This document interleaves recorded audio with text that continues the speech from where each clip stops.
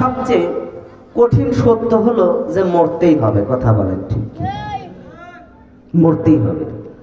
যে ব্যক্তি কাফের, জীবনে কোনোদিন আল্লাহকে বিশ্বাস করে না, সেই ব্যক্তির কাছেও আপনি যে জিজ্ঞেস করেন যে আচ্ছা ভাই, আপনি তো আল্লাহকে বিশ্বাস করেন না, আপনি তো সৃষ্টিকর্তায় বিশ্বাসী না, তাহলে সে মরণের ব্যাপারে কি বলেন?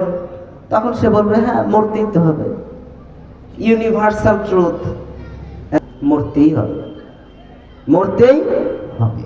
ওই যে আমি যে কথাটা বললাম যে আমি জীবনে কি কি করেছি, এটার জন্য কি আমার বিচারের দরকার আছে?